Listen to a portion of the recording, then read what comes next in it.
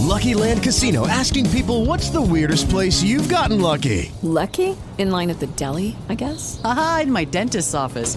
More than once, actually. Do I have to say? Yes, you do. In the car before my kids' PTA meeting. Really? Yes. Excuse me, what's the weirdest place you've gotten lucky? I never win and tell. Well, there you have it. You can get lucky anywhere, playing at LuckyLandSlots.com. Play for free right now. Are you feeling lucky? No purchase necessary. Void where prohibited by law. 18 plus. Terms and conditions apply. See website for details.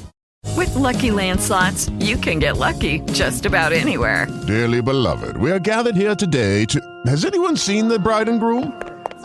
Sorry, we're here. We were getting lucky in the limo and we lost track of time. No, Lucky Land Casino, with cash prizes that add up quicker than a guest registry. In that case, I pronounce you lucky. Play for free at LuckyLandSlots.com. Daily bonuses are waiting. No purchase necessary. Void where prohibited by law. 18 plus. Terms and conditions apply. See website for details. Thanks for tuning into our podcast. We love having you here, and it's our mission to bring you all the latest and greatest tips, skills, and know-how to make you the best that you can be. We know that you have it in you, and we're going to show you how. Now, let's get started.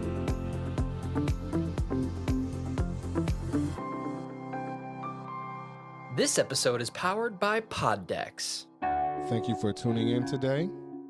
You are now listening to That Will Never Work podcast with your host, Maurice Chism.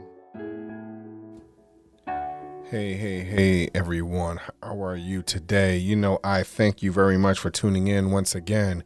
We're going to dig right into the meat of where we're trying to get to through this series. So right now, I talked to you about last episode. We talked about time and how you're using it and what have you done to get to the point where you are right now.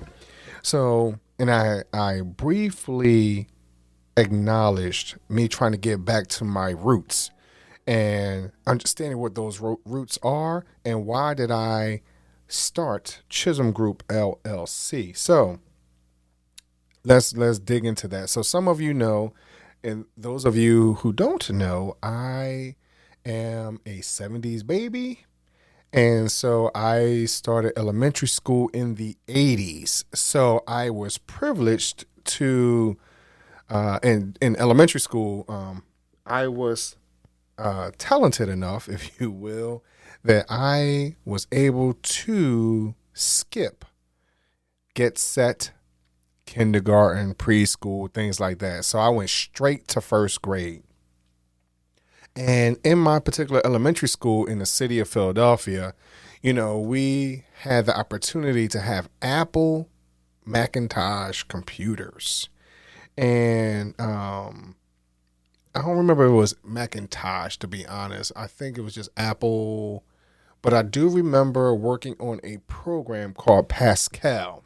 And so for some of you who don't know, PASCAL is a computer software, and it allowed us as youngsters, if you will, to create our own, or we started off with programming, if you will, a type of programming or computer programming that as we programmed things, it allowed us to have things run across the screen. Like I remember doing a horse and a person and things like that. And that was my love from that. I believe, I want to say we started in second grade. So for me, that would have been 83, 84. No, 83, because I was in first grade from 82, 83. Yeah, so 83, 84. So that allowed me to see, hey, this is where technology is. And I learned it from a very young perspective. And so I envisioned myself working in computers in some form or fashion up and beyond. So ultimately, as we as I progressed in school, I really fashioned myself to learn as much math as I could, to learn as much science as I could, because I was told in that class from a very early age, in order for you to want to do something else, Maurice, take more interest into math and take more interest into science. And that's what I had done. I had taken more time and interest into that,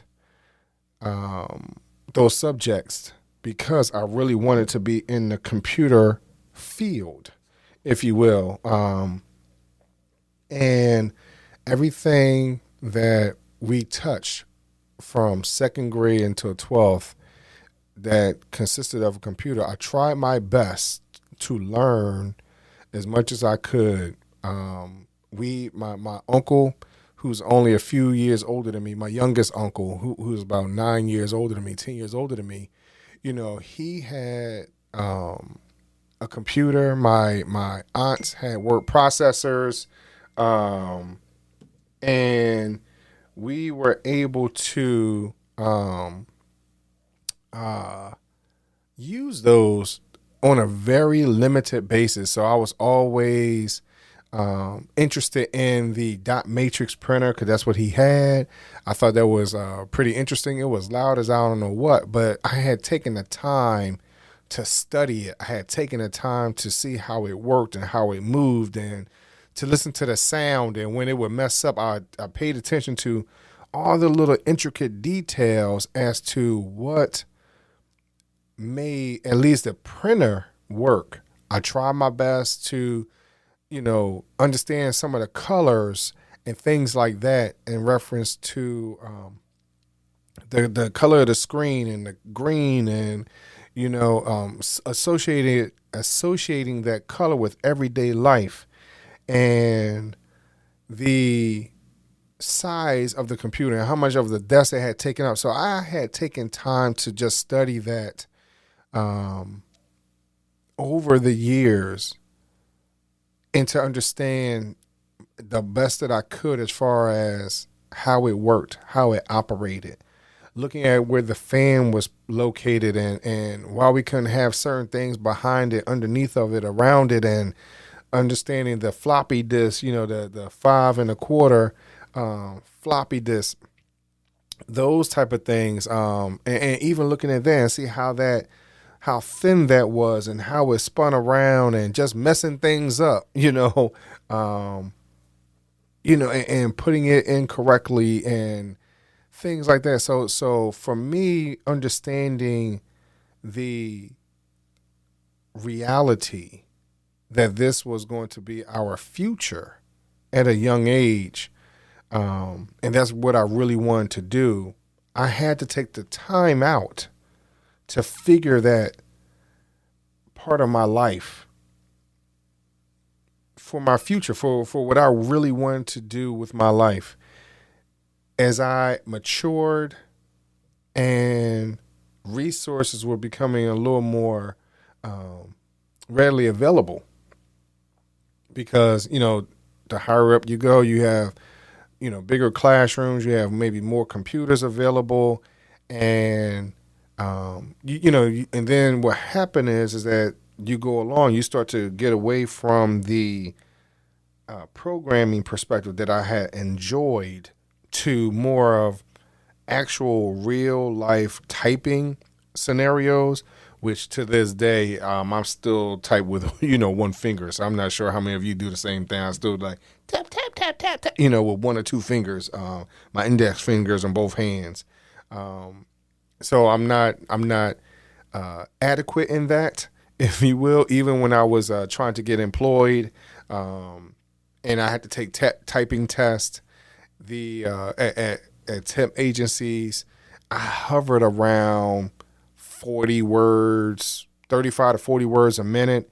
And part of that was because of I wanted to be as accurate as possible, not realizing that in some cases it was holding me back. And not, being very well, how do I want to say it, balanced, using all my fingers across the ASDF and the JKL semicolon buttons, or keys underneath my fingers. It just felt weird and odd. And maybe not having enough distance, whatever it is, all that whole science, as far as typing very well, that just wasn't me. I was too engrossed in how it was made, how it was constructed, how it worked. And that's what encouraged me to actually start Chism Group LLC, because I wanted to help people, as I stated earlier, but help them in a manner of, because I start to understand that people needed their electronics worked on, upgraded, things like that. And we will dig deeper into that, in the next episode. I just wanted y'all to understand where I started Chism Group LLC and why I started it. Well, that's not totally the answer, but what helped influence for me to get to that point. I'll talk to y'all later.